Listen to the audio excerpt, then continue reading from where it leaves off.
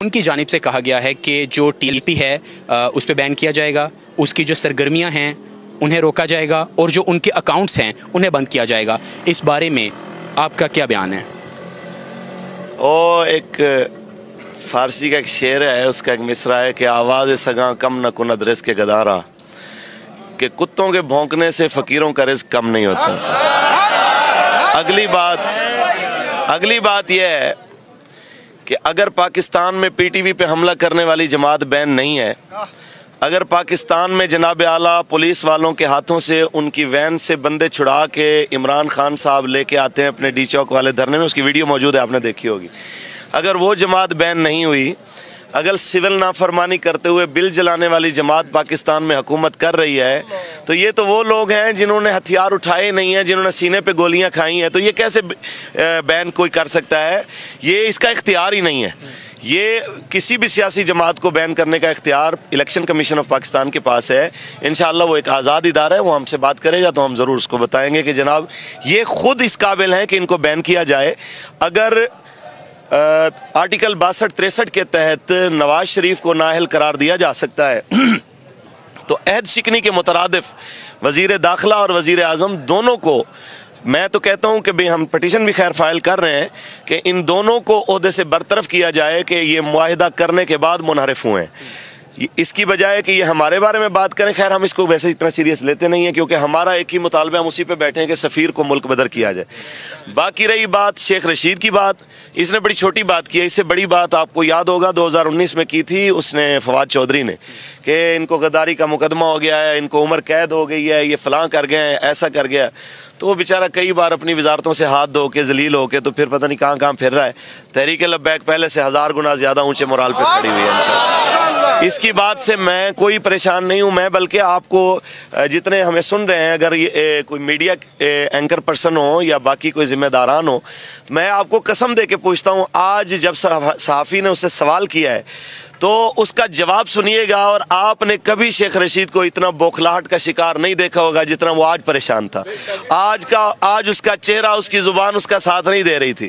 تو میں کہنا چاہتا ہوں شیخ صاحب، وہ کہتے ہیں ذات دی کرلی شتیرہ نو جفے، آپ ایک سیٹ لے کے آپ جس جگہ پہ بیٹھے ہیں، آپ کو یہ سیٹ ملی اس لیے ہے کہ آپ گورنمنٹ کی کالک اپنے منہ پہ ملنے کی عادی ہیں۔ آپ کے کہنے سے نہ TLP بین ہونے والی ہے، نہ آپ کے کہنے سے حضور کے غلام یہاں سے جانے والے ہیں۔ انشاءاللہ ہم اپنے مطالبے پہ قائم ہیں۔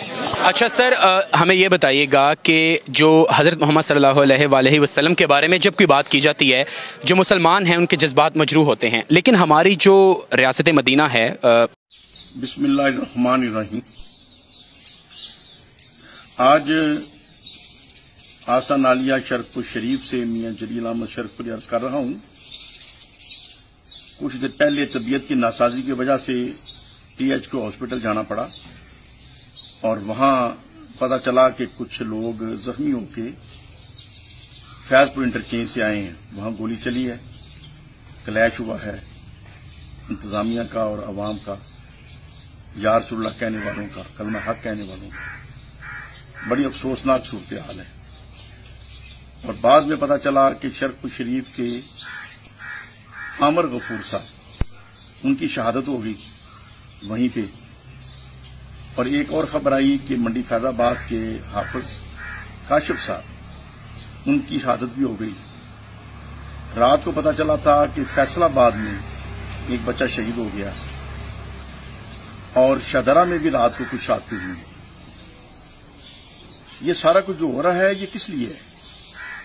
یہ جو شہید شہادتیں دے رہے ہیں یہ تو اپنا نام اعمال صاف کر کے آگے اللہ کے حضور پیش ہو رہے ہیں، لیکن جو حکومت وقت یا جو بھی انتظامیہ، جو فیصلہ ساز احباب ہیں، کس بیوقوفی میں یہ فیصلے کر رہے ہیں؟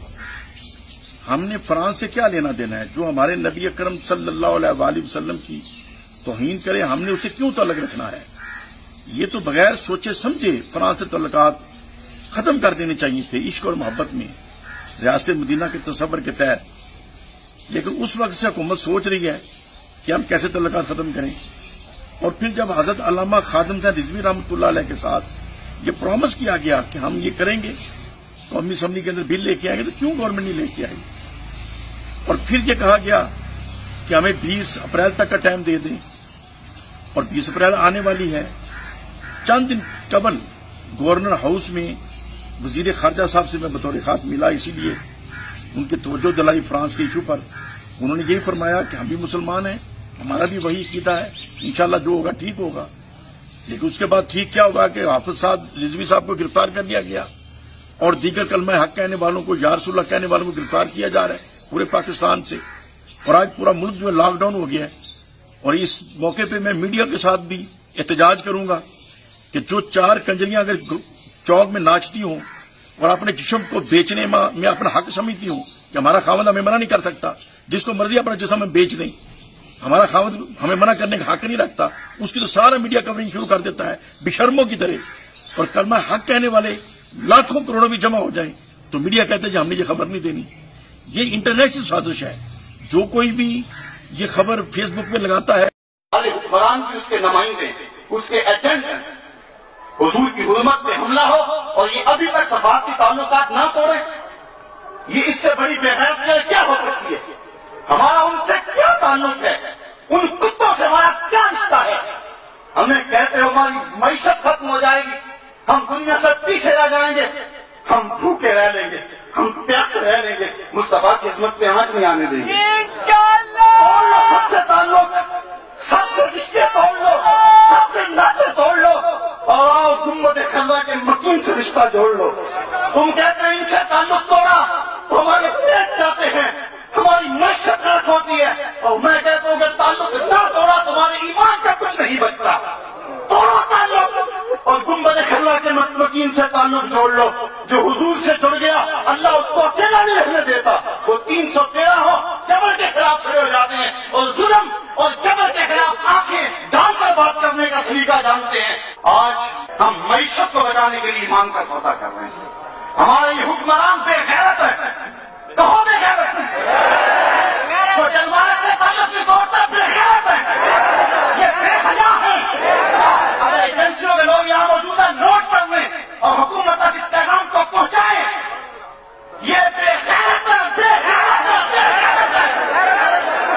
मुस्तफा के लिए हमारी इज्जत, हमारी आबरू, हमारी पगड़ियों की इज्जत मुस्तफा के दम से है। अगर हुजूर अलैहिस्सलाम से कोई बिगड़ता है, हुजूर की तौहीन करता है, हमारा कुछ नहीं लगता, हम फाके काट लेंगे। हमने पहले भी पत्थर बांधे हुए, हमने पहले भी पत्थर बांधे हुए, बदर की कहानियां गवाह हैं। जब सहाबा पेट पत्थर बांधकर हुजूर की खिदमत में ले गए और कहा हुजूर ये देखो पत्थर बने हैं, खंदकें नहीं खोदी कारी, ये हमारा पेट देख लो। आका करीम ने अपने पेट से टुकड़ा कर दिया। लोगों ने देखा हुजूर के पेट पे 3 पत्थर बंधे हुए थे। हम भूख सहना चाहते हैं, भूख सहना जानते हैं। हमें क्यों रोटियों की लालच देते हो? बोलो